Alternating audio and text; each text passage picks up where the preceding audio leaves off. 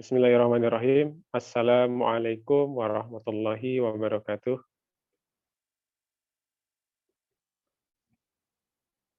Innal hamdalillah nahmaduhu wa nasta'inuhu wa nastaghfiruh wa na'udzu billahi min syururi anfusina wa min sayyiati a'malina. Man yahdihillahu fala mudhillalah wa man yudlilhu fala hadiyalah. Asyhadu an la ilaha illallah wahdahu la syarikalah wa asyhadu anna Muhammadan abduhu wa rasuluhu la nabiyya wa la rasula ba'da amma ba'd. Alhamdulillah, teman-teman sekalian, kita jumpa lagi dalam Tala'as Sirah for Millennials. Kali ini di edisi ke-16, bertepatan dengan hari Jumat, tanggal 10 September 2021. Dan pembahasan kali ini, sebagaimana yang sudah disampaikan di dalam publikasi yang sudah disebarluaskan, mudah-mudahan viral juga ya, karena ini juga bagian dari aktivitas kebaikan yang perlu kita sebarluaskan. Diinformasikan di situ bahwa pada kesempatan kali ini di edisi yang ke-16 kita akan membahas tantangan dakwah yang secara spesifik dihadapi oleh para sahabat Nabi Muhammad SAW. Setelah sebelumnya di pertemuan yang lalu kita membahas tantangan dakwah yang dihadapi oleh Nabi Muhammad SAW. Nah, kali ini sahabat beliau yang kita bahas. Namun sebelum membahas tentang tantangan dakwah yang dihadapi oleh para sahabat, saya akan sedikit mereview tantangan dakwah yang Nabi alami. Berhubung di pertemuan kita yang lalu ada kendala sinyal yang cukup berarti, sehingga barangkali antum yang hadir tidak bisa menangkap dengan jelas apa yang telah disampaikan di pertemuan yang lalu, yaitu seputar tantangan dakwah yang Nabi Muhammad SAW alami. Nah, sebagaimana perintah Allah di dalam Al-Quran surah Al-Hijr ayat 94, di sana Allah memerintahkan Nabi berdakwah terang-terangan. Fasda' bima tu'mar. Maka sampaikanlah secara terang-terangan dengan apa yang telah diperintahkan kepadamu. Akhirnya kemudian Nabi Muhammad SAW memasuki fase dakwah memang harus dipublikasikan luas. Nah, di fase ini kemudian Nabi mulai menyesuaikan cara dakwahnya, uslub dakwahnya. Seperti misalnya Nabi mengadakan jamuan, mengundang kerabat, mengundang kalangan terpandang dari kaum kafir Quraisy, untuk kemudian Nabi sampaikan dakwah Islam. Ini yang saya sampaikan kemarin, bisa kita turut cloning sebagai cara dakwah hari ini, ya, walaupun tidak benar-benar persis harus berupa jamuan, tapi poinnya adalah dakwah di fase terbuka itu bisa digelar dengan mengadakan event-event. Nah, waktu itu kebetulan eventnya jamuan makan. Nah, di era sekarang ya kita tinggal menyesuaikan jamuan apa kira-kira yang bisa menarik minat masyarakat untuk hadir ke dalam sebuah event dakwah yang kita kemas. Tentu nanti pengemasannya akan disesuaikan menurut kalangan yang dibidik. Kalau kalangan anak muda seperti apa, kalau kalangan orang pebisnis seperti apa, kalau kalangan aktivis masjid, kalangan takmir, kalangan ulama, itu nanti tinggal disesuaikan saja, karena uslub dakwah ini sangat situasional, sangat kondisional, tidak mengikat, bisa kita kemas dengan pendekatan-pendekatan yang berbeda menurut objek-objek dakwah yang berbeda pula. Nah, ini pelajarannya ya, ternyata di dalam dakwah fase terbuka, uslub dakwah itu silakan dibuat sekreatif mungkin. Nah, di antara yang kita lakukan hari ini bagian dari uslub dakwah pula. Kita mengemas dakwah dalam wujud Tala'as Sirah Nabawi. Baik, itu kemudian yang Nabi lakukan. Dan apa yang Nabi dapatkan dari respon kaum kafir Quraisy, ya ternyata ada yang menerima tapi awalnya sedikit. Ya, tercatat misalnya yang Nabi dapatkan di dakwah fase ini adalah paman beliau, yakni Hamzah bin Abdul Muthalib dan Umar bin Khattab. Itu yang menerima ya di antaranya. Sebagian besarnya menolak.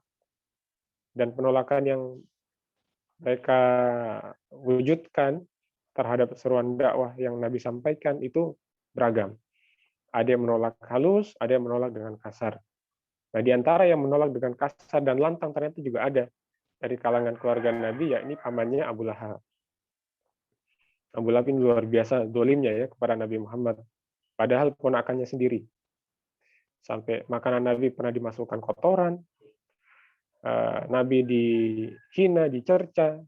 Itu yang dilakukan Abu Lahab. Padahal paman kepada ponakan, tapi begitu perlakuannya. Begitu membenci.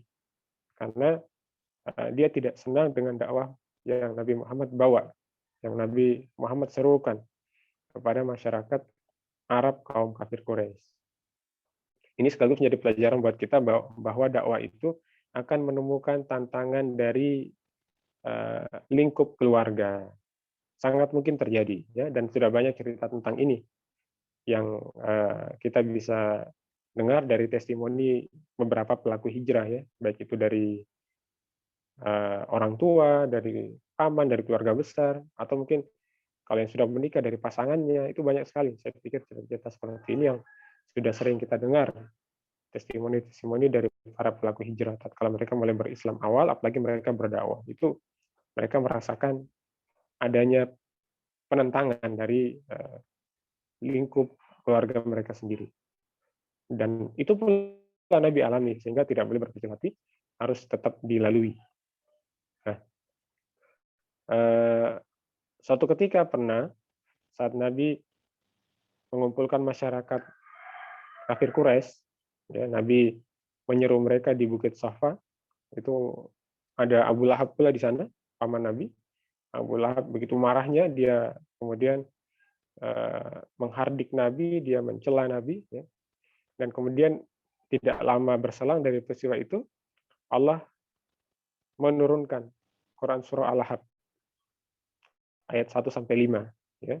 Di mana ayat 3-nya itu berisi hukuman yang kelak akan diterima oleh Abu Lahab di akhirat, yaitu mendapatkan api yang bergejolak, yaitu neraka.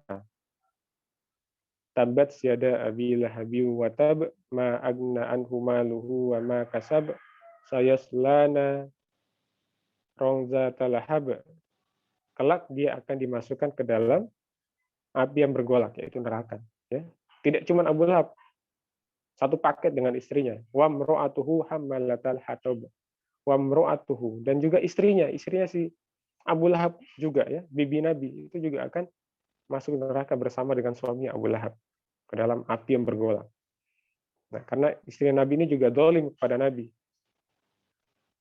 Dia suka menaburkan duri di depan rumah Nabi, sehingga begitu Nabi keluar, Nabi bisa kena duri-duri tersebut dan kakinya terluka. Nah, ini ya, ternyata sebagian besar respon dari masyarakat kaum kafir Quraisy itu menentang dakwah, termasuk dari keluarga Nabi sendiri, seperti Abu Lahab dan Ummu Jamil. Ya, ini suami istri, paman dan bibi Nabi Muhammad SAW.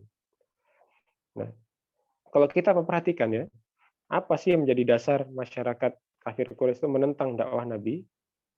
Nah, ternyata ini ada kaitan dengan faktor politik, faktor sosial, dan faktor ekonomi. Dari sisi faktor politik, kita harus paham, ternyata masyarakat kafir Quraisy ini ada persaingan kekuasaan antar suku. Kalau mereka mengikuti ajaran Nabi Muhammad SAW, maka sama saja mereka nanti harus manut kepada Bani Hashim.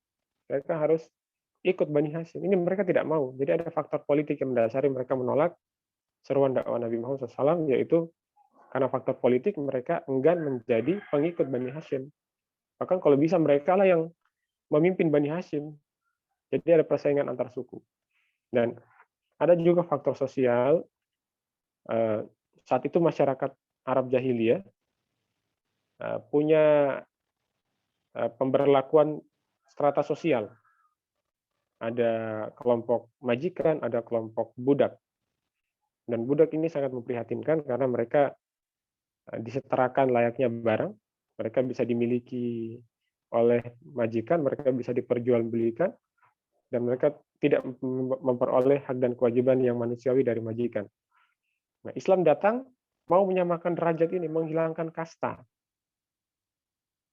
Ini yang ditentang oleh masyarakat Quraisy, khususnya para pemilik budak, mereka menentang ini. Mereka tidak mau disamaratakan derajatnya dengan budak yang dipandang hina.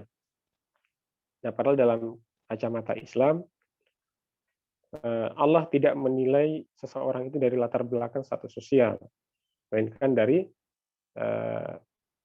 hal-hal yang masih ada kaitannya dengan kualitas keagamaan seperti ketakwaan. Ya. Di dalam Al-Quran surah Al-Hujurat ayat 13 sudah dimaklumkan oleh Allah Subhanahu Wa Taala, Inna akramakum indallahi atqakum. Sungguhnya yang paling mulia di antara kalian, kata Allah, adalah yang paling bertakwa. Ya, jadi bukan karena dia budak atau dia adalah bangsawan, bukan. Tapi dinilai dari ketakwaan. Makanya Bilal bin Rabah ini, sahabat Nabi yang latar belakang budak, ini mulia di hadapan Allah Subhanahu Wa Taala.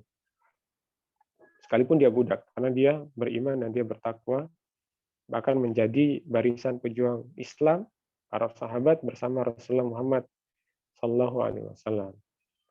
Nah, jadi ada faktor sosial yang mempengaruhi penolakan kaum kafir Quraisy terhadap dakwah Nabi Muhammad. Dan yang berikutnya lagi adalah karena ada faktor ekonomi. Ya, jadi masyarakat kafir Quraisy yang menyembah berhala, keyakinan pagan ini, mereka menyembah berhala dan berhala mereka banyak sekali, namun yang berhala yang paling menonjol di antara sekian berhala itu adalah Lata, Uzza, Manat, dan Hubal. Ini ternyata diproduksi dan dijadikan komoditas. Ini barang dagangan ini, berhala-berhala ini. Begitu Islam datang, disampaikan Nabi Muhammad, mereka harus mengimani keesaan Allah Subhanahu Wa Taala, meninggalkan penyembahan berhala. Tentu ini akan mengancam dari sisi ekonomi, akan menghentikan perdagangan patung. Nah, sehingga ini pula yang menjadi dasar kaum kafir Quraisy menolak dakwah Nabi Muhammad Shallallahu Alaihi Wasallam. Ya, karena sebelumnya Nabi Muhammad itu orang yang sangat mereka sanjung, orang yang mereka pandang baik, sampai mereka beri gelar Al-Amin, terpercaya. Tapi karena dakwah Nabi mengancam tatanan kehidupan masyarakat jahiliyah, karena akan merombak sistem sosial, sistem politik, dan sistem ekonomi, mereka lantas menentang dakwah Nabi Muhammad Shallallahu Alaihi Wasallam. Ya, jadi itulah sebenarnya alasan mereka menolak dakwah. Nah, belajar dari sini ternyata dakwah itu nanti akan menghadapi ya orang-orang penjaga sistem yang tidak berkesesuaian dengan Islam. Kalau dulu sistem jahiliyah, sekarang ya sistem jahiliyah modern berarti. Para penjaga sistem ini, penjaga status quo, nanti akan menjadi penentang dakwah kelas wahid, ya. Itu kelas kakap, nomor wahid. Yang paling berat, yang paling keras permusuhannya terhadap dakwah. Makanya kalau kita melihat siapa sih orang-orang yang memusuhi dakwah Nabi paling keras itu, ternyata mereka adalah kaum penguasa Mekah, kaum bangsawan, dan para pemilik budak atau para majikan. Nah, ini yang Nabi hadapi di dalam dakwah terang-terangan. Makanya dakwah terang-terangan ini menjadi tahapan dakwah yang paling berat yang Nabi lalui. Kalau di tahapan awal di mana Nabi mengontak orang per orang, kemudian Nabi kumpulkan mereka di rumahnya sahabat Arkom bin Abil Arkom, kemudian Nabi membentuk pergerakan dari situ, mengumpulkan mereka dalam satu jamaah, ya, dalam kutlah, ya, yang sering disebut Hizbullah atau Hizbul Rasul. Itu tantangannya adalah meyakinkan orang menerima ajakan. Tapi kalau tantangan di fase dakwah terbuka itu langsung menghadapi para penjaga kemaksiatan, para penjaga sistem jahiliyah, yang mereka bisa berbuat apa saja terhadap pengemban dakwah. Bisa melakukan intimidasi, kezaliman, dari yang ringan sampai yang berat, itu nanti akan menimpa pengemban dakwah. Sehingga fase ini fase yang paling berat yang dilalui oleh Nabi dan para sahabat. Nah, merefleksikan dakwah ini juga, kalau kita berjalan sebagaimana thariqah dakwah Nabi, nanti akan melalui fase ini.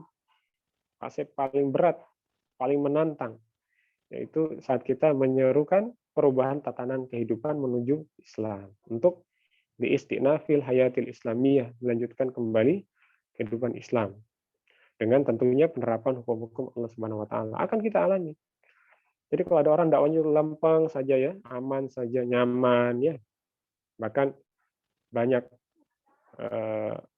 keuntungan yang dia peroleh, ya, dia banyak dapat dukungan finansial, dapat fasilitas, dapat jabatan ya, sampai jabatan komisaris misalnya.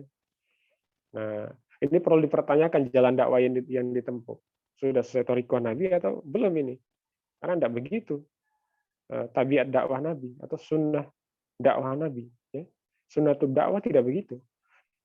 Mesti akan nanti berhadapan dengan kaum penguasa, kaum bangsawan. Akan seperti itu. Dan tidak cuma Nabi Muhammad, para nabi yang lain pun begitu. Bagaimana Nabi Ibrahim menghadapi Namrud, Musa menghadapi Fir'aun, ya. Nabi Isa menghadapi penguasa Romawi, Nabi Muhammad menghadapi penguasa Quraisy. Begitu. Nah, makanya harus ada introspeksi nanti dari para pengemban dakwah ini agar senantiasa mereka berjalan lurus menurut metode dakwah yang Nabi Muhammad SAW telah torehkan. Nah, jadi itu ya, penentang dakwah ternyata adalah kaum penguasa, kaum bangsawan, dan kaum majikan atau pemilik budak. Atau bisa kita sederhanakan mereka ini sebagai orang-orang yang menjaga status quo sistem jahiliyah masyarakat Quraisy. Mereka menentang dakwah. Nah, apakah mereka tinggal diam? Tidak. Mereka merespon dakwah Nabi. Ya, tentunya dengan mengintimidasi, mendolimi, ya. Tapi juga mereka melakukan upaya-upaya diplomasi. Ya. Mereka melobi paman Nabi Muhammad SAW, yakni Abu Thalib, meminta agar Abu Thalib mau membujuk ponakannya itu agar berhenti berdakwah. Namun Abu Thalib menolak. Dan Abu Thalib memasang badan, ya, membela dakwah Nabi Muhammad SAW, walaupun Abu Thalib tidak ikut beriman kepada risalah yang Nabi bawa. Tapi dia membela. Karena sejak kecil memang dia sangat mencintai Nabi Muhammad, yang dianggapnya seperti anak sendiri, bahkan diperlakukan lebih dari anak kandung sendiri. Nah, itu yang mereka tempuh. Mereka selain pendekatan hard approachment menyikapi dakwah, juga soft approachment, ya. Mereka melakukan diplomasi. Dalam hal ini mereka mencoba untuk mempengaruhi paman Nabi agar mau membujuk Nabi, ya, karena paman Nabi ini sangat dihormati oleh Nabi. Sekiranya diterima bujukannya kepada Nabi menghentikan dakwah, diharapkan dakwah tidak dilanjutkan oleh Nabi. Nah, namun ternyata mereka kecewa karena Abu Thalib justru mendukung. Abu Thalib tidak menerima tawaran orang-orang kafir Quraisy, sekalipun ada iming-iming imbalan, itu beliau menolak. Nah, jadi seperti itu ya, tantangan dakwah yang Nabi Muhammad SAW alami. Nah, kemudian bagaimana dengan para sahabat? Ya, sebenarnya tidak jauh beda. Apa yang Nabi alami juga dialami oleh para sahabat. Ya. Nanti coba kita potret dari beberapa kisah sahabat-sahabat terpilih yang akan coba kita ulas seperti apa tantangan dakwah yang mereka alami. Baik itu tantangan verbal, berupa hinaan, celaan, cercaan, makian, ya, sampai kepada tantangan fisik, mereka disiksa, mereka dipukuli, yang beberapa diantaranya hingga sampai meregang nyawa. Baik ya. Jadi sekarang kita membahas tantangan dakwah para sahabat Nabi Muhammad SAW, dan kita potret dari beberapa figur sahabat. Yang pertama coba kita lihat Khadijah binti Khuwailid, istri Nabi. Nah, ternyata istri Nabi pun tidak luput dari tantangan dakwah. Beliau menerima juga. Khadijah ini, sebagaimana kita ketahui, adalah supporter dakwah paling utama yang Nabi miliki. Mengorbankan segala hal, jiwa, raga, termasuk harta benda. Khadijah luar biasa kayaannya, tapi ternyata digunakan habis-habisan untuk membackup aktivitas dakwah. Nah, berarti para pemilik harta, kaum agnia, itu harus ada dalam barisan dakwah juga. Yang dengan hartanya mereka gunakan untuk membackup kebutuhan logistik dakwah. Sebagaimana Khadijah. Nah, ini pelajarannya ya. Dakwah harus didukung oleh kaum agnia, kaum pengusaha. Ya. Jangan pengusaha itu terus-menerus terjerumus dalam kubangan riba. Mereka harus ditarik keluar dari kemaksiatan mereka, tenggelam dalam riba itu. Mereka berhenti, kemudian harta yang mereka miliki, mereka sucikan dengan mereka dermakan, termasuk yang lebih utama adalah mereka berikan untuk pengorbanan dakwah. Nah, kalau kita belajar sirah, ya, ini sebagaimana diterangkan oleh Ustadz Mus Abdul Karim, ya, seorang dai dari Makassar. Beliau juga pendiri pondok pesantren di daerah Kolaka, Sulawesi Tenggara, yang bernama Hararatul Iman. Ya. Beliau pernah menjelaskan sirah, ya, bahwa dulu infak yang dikeluarkan oleh para sahabat itu kepentingannya dakwah. Nah, jadi jangan keliru ya, karena kan banyak gerakan sedekah gitu ya, tapi sifatnya sedekah kemanusiaan. Padahal dulu ya, di fase Mekah Nabi berdakwah, itu infak itu kepentingan dakwah, ya. Bukan infak sosial kemanusiaan, bukan, tapi infak untuk backup dakwah. Ini harus difahami ya. Nah, kalau kita hari ini merasa kondisi kita serupa kehidupan di Mekah ya, di mana tatanan kehidupan itu jahiliyah, jauh dari Islam, belum ada hukum Islam yang ditegakkan secara total dan sempurna, maka kita pun harus meneladani tentunya gerak-gerik dakwah di masa periode Mekah. Di antaranya infak, ya, infak yang digunakan saat itu untuk kepentingan dakwah, jangan salah ya. Walaupun juga tidak mengapa kita itu ada sebagian harta untuk infak sosial kemanusiaan, ya.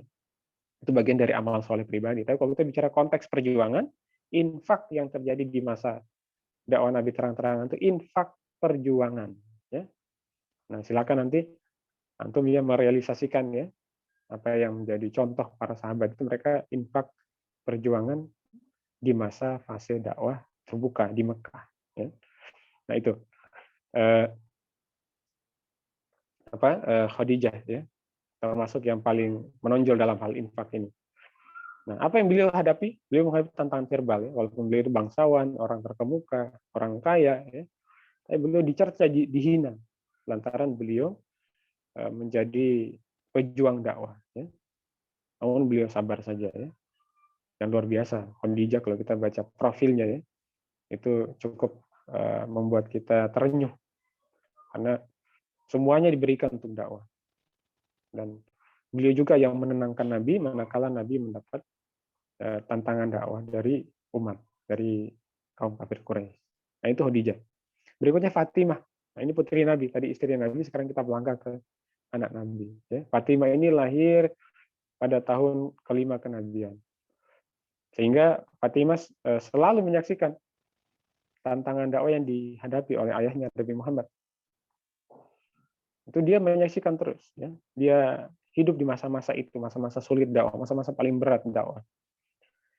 Dan Nabi, manakala pakaiannya kotor, kena kotoran, itu yang mencuci, yang membersihkan adalah Fatimah. Ya. Nah, Fatimah ini menjadi teladan, khususnya bagi para wanita, tentang perjuangan membackup dakwah dari ranah domestik. Nah, karena Fatimah ini ya sejak belia membantu mengurusi urusan rumah tangga, ya, membantu mencucikan baju, ya, dan urusan rumah tangga yang lain. Nah, hingga tiba nanti ibunya wafat, ya, dan itu menjadi cobaan paling berat bagi Fatimah. Ya, Fatimah tetap dengan aktivitasnya itu ya, membackup dakwah dari ranah domestik, dari ranah rumah tangga. Nah, dari Fatimah kita belajar tentang kesabaran menghadapi cobaan dakwah, ya. Dan dia juga sama mendapatkan celaan cercaan sebagaimana ibunya. Nah, berikutnya adalah sahabat, kita melangkah ke profil sahabat yang ketiga, yaitu Abu Bakar As-Siddiq. Nah, pernah suatu ketika ya Nabi Muhammad sedang beribadah di Ka'bah, kemudian Nabi dikeroyok oleh beberapa orang kafir Quraisy. Nah, melihat itu Abu Bakar datang membela. Sehingga Abu Bakar juga kena pukulan. Hingga bahkan diceritakan Abu Bakar terluka cukup parah dari tindakannya yang membela serangan atas Nabi itu. Nah, dari sini kita melihat ternyata Abu Bakar orang yang terpandang, ya, juga orang kaya, itu juga kalau membela dakwah tidak segan-segan dihajar oleh orang-orang kafir Quraisy. Ya.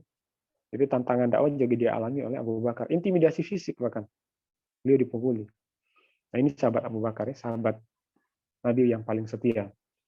Kemudian coba kita lihat profil yang lain. Ada sahabat Ibnu Mas'ud.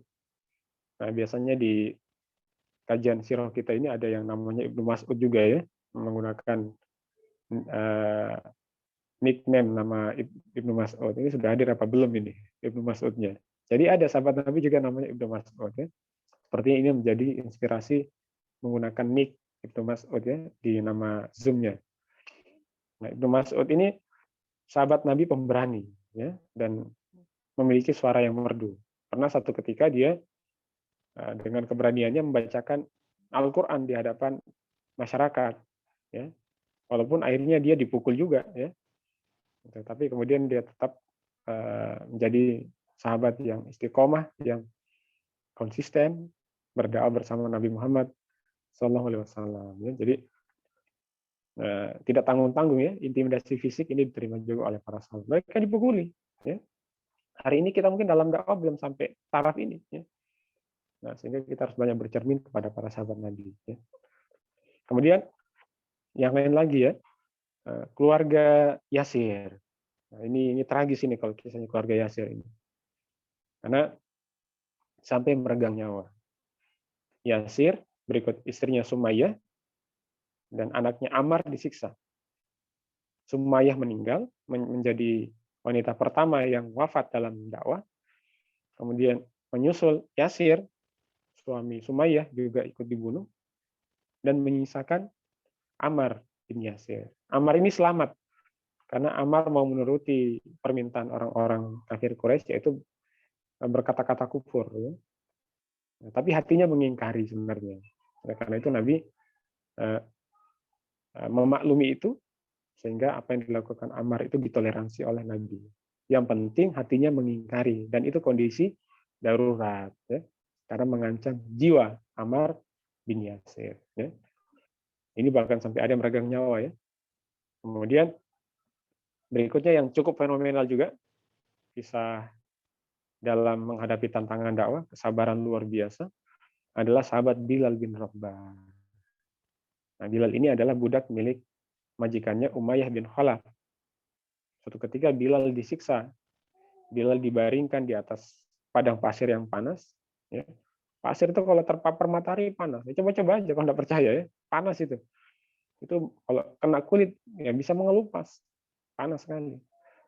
Nah, coba kita bayangkanlah kita tanpa alas kaki ya, padahal kulit tapak kaki kita tebal. Ini dia dibaringkan, ya, punggungnya itu menyentuh pasir panas. Tengah hari terik. Ditambah dia tidak pakai baju, sehingga kulitnya bersentuhan langsung dengan pasir yang panas tadi. Dan di atas tubuhnya juga ditimpakan batu yang besar. Diminta untuk kembali kepada keyakinan nenek moyang menyembah berhala. Tapi apa jawab Bilal? Ahad. Ahad, ahad. Allah itu Tuhan yang esa. Jadi dia tidak mau kembali kepada penyembahan berhala yang itu merupakan tindakan kesyirikan. Ya. Hingga dia disiksa. Untung ada Abu Bakar yang menyelamatkan Bilal bin Rabah ini. Abu Bakar kemudian membeli Bilal dari Umayyah bin Khalaf dengan harga yang tinggi, sehingga Umayyah memberikan kepada Abu Bakar, dan sejak itu Bilal dimerdekakan. Nah, jadi ini ya sekelumit kisah beberapa para sahabat, bahkan ada yang dari keluarga Nabi, ada istri Nabi tadi, Khadijah, ada anak Nabi, Fatimah, yang mengalami tantangan dakwah, ya, sebagaimana yang Nabi alami. Jadi tantangan dakwah juga menerpa sahabat Nabi. Ya. Jadi siapapun pengemban dakwah itu, ya, baik muasis dari sebuah pergerakan dakwah maupun nanti menjadi kader pergerakan dakwah akan mengalami tantangan dakwah sama. Ya. Baik itu tantangannya adalah kekerasan verbal hingga kekerasan fisik, bahkan sampai mengancam jiwa. Itu dialami. Nah, ini harusnya menjadi refleksi dakwah hari ini. Sudah benarkah dakwah yang kita jalankan oleh umat Islam hari ini, oleh ormas Islam saat ini, oleh organisasi Islam saat ini? Nah, mari merefleksikan kepada sirah Nabi ini. Ya. Doa Nabi ternyata dakwah yang menyerempet bahaya, gitu ya. Bukan mencari bahaya, tapi memang menyerempet bahaya karena dakwah yang hendak merubah tatanan kehidupan. Nah, tentu tatanan kehidupan ada yang menjaga tidak mau berubah karena kepentingannya terancam. Sehingga mereka akan menyikapi, ya, apalagi kalau para penguasa, mereka menyikapi dengan segala kekuatan yang mereka miliki sampai kemudian mereka wujudkan dalam tindakan intimidasi dan kezaliman. Nah, jadi seperti itu yang Nabi dan para sahabat alami. Namun apa yang mereka lakukan ya, merespon tantangan dakwah yang berat itu. Ternyata mereka sabar dan tabah. Ya.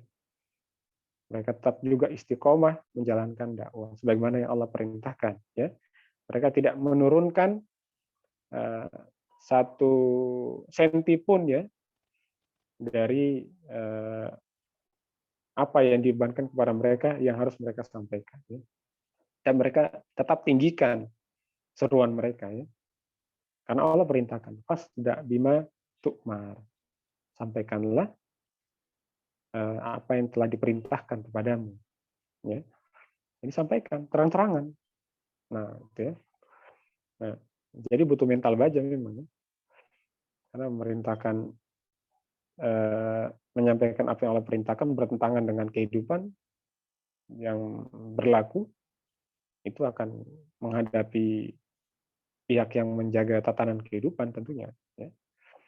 Nah, akan seperti itu.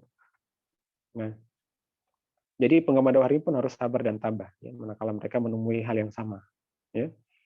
Dan marilah kita banyak-banyak melihat sirah Nabi, sirah para sahabat, agar kita bisa mengukur diri. Ternyata tantangan kita belum terlalu berat, tidak seperti apa mereka alami. Ya. Kita palingan mungkin digoda gitu ya, digoda saja sudah membuat kita terguncang ya, padahal mereka lebih dari itu. Nah, jadi marilah kita jadikan kisah-kisah ini untuk menyemangati kita dalam dakwah dan mengistiqomahkan langkah dakwah kita. Kalau dulu para nabi itu menyemangati para sahabat dengan kisah-kisahnya Al-Hawariyun, muridnya Nabi Isa yang tantangannya berat. Nah, kalau kita ya kita bisa mengambil contoh dari tantangan Nabi dan para sahabat. Nah, jadi seperti itu ya. Kisah-kisah tantangan dakwah para sahabat yang mereka alami. Dan ternyata mereka respon dengan sabar dan tabah. Karena memang dakwah ini meniscayakan sabar, ikut di dalamnya. Ya. Nah, coba kita lihat di dalam Quran surah Al-Asr. Ya. Wal asr innal insana lafi khusr illal ladzina amanu wa amilus solihati wa tawassaw bil haqq wa tawassaw bis sabr. Nah, jadi as-sabr itu juga harus ikut di dalam aktivitas dakwah amar ma'ruf nahi munkar agar kita menjadi orang-orang yang tidak merugi ya. Harus sabar memang. Ya. Luar biasa ini. Sabar itu tidak mudah tapi harus diupayakan. Nah, jadi sabar dan tabah yang bisa menguatkan kita dalam jalan perjuangan dakwah untuk mensiarkan risalah Islam, ajaran Allah Subhanahu wa taala. Nah, jadi seperti itu ya. Dan sabar ini harus difahami juga ya. Maknanya itu aktif ya. Ada orang yang cenderung dakwah itu dimaknai pasif ya. Ya sudah kesannya kayak pasrah bongkoan gitu ya. Padahal tidak begitu. Dakwah itu aktif. Nah, termasuk bagian dari sabar adalah sabar menjalankan ketaatan. Nah, seruan dakwah ini bagian dari ketaatan. Dijalani. Apa yang Allah minta, apa yang Nabi contohkan, kita ikuti, sekalipun tantangannya berat, ya. Itulah sabar. Itulah makna sabar yang sejati ya. Jadi jangan keliru memahami sabar ya. Sehingga membuat tidak berjuang, tidak berdakwah dengan berlindung di balik jargon saya sabar ya. Nah, tidak begitu. Dakwah bermakna aktif. Ya. Karena dakwah yang politis misalnya itu berbahaya, ya, membahayakan pengembannya, ya, sebagaimana disampaikan oleh tokoh Dewan Dakwah Islam, Dewan Dakwah Islamiyah Indonesia atau juga tokoh Masyumi Muhammad Natsir, ya, kata beliau, Islam beribadah dibiarkan, Islam berekonomi diawasi, Islam berpolitik dicabut seakar-akarnya, ya sudah, karena Islam dakwah ekonomi dan dakwah politik ini berbahaya, sudah kita dakwah ritual saja ya, dakwah Islam beribadah saja. Nah, tidak begitu ya. Sabar tidak begitu. Tetap ya. dakwah menyinggung aspek politik, aspek ekonomi, tetap sekalipun ada tantangan. Ya. Nah, walau halangan, tantangan, rintangan membentang, ya, tetap tak jadi masalah. Tetap berdakwah. Nah, itu ya. Jadi jangan sampai menurunkan kadar dakwah dengan alasan berlindung di balik kedok sabar. Itu keliru. Sabar itu aktif. Sabar juga bermakna menjalankan perintah Allah Subhanahu wa taala secara konsisten. Ya, dakwah juga disampaikan apa adanya seperti yang Allah perintahkan dan Nabi contohkan. Itulah sabar di dalam menjalankan ketaatan dakwah. Baik, itu yang bisa kita ulas ya. Sedikit kisah para sahabat dalam pengorbanan dakwah mereka, kesabaran mereka menghadapi tantangan, namun tetap mereka sabar, tabah, dan istiqomah ya, menjalankan dakwah sebagaimana yang Allah perintahkan bersama Nabi Muhammad SAW.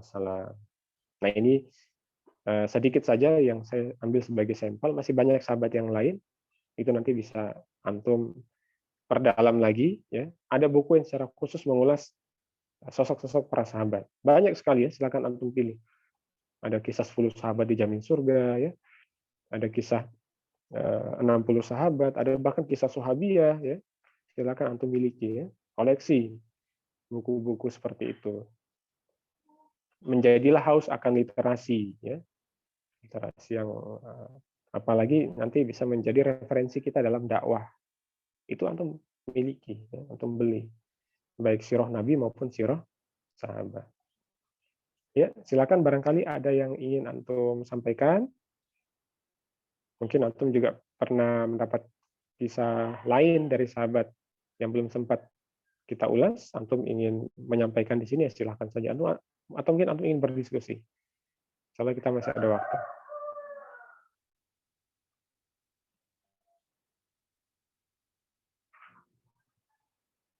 Ya, alhamdulillah ya, kita hari ini telah sampai kepada edisi yang ke-16. Insya Allah nanti edisi yang ke-17 kita juga akan bertemu di pekan depan melanjutkan apa yang kita bahas hari ini. Ya. Mulai ini sertanya juga cukup semarak ini ya. Kita belum hitungin dengan malaikatnya ini. Kalau kita hitung semua, kalkulator kita tidak bisa menghitung ya. Karena dalam majelis itu ya ada malaikat yang turut hadir. Ya, oke. Kalau dirasa cukup, ya kita cukupkan. Kalau begitu, insya Allah nanti kita jumpa lagi di pertemuan kita pekan depan. Ya. Saya akhiri. Subhanaka Allahumma wa bihamdika asyhadu an la ilaha illa anta astaghfiruka wa atubu ilaik. Wassalamualaikum warahmatullahi wabarakatuh.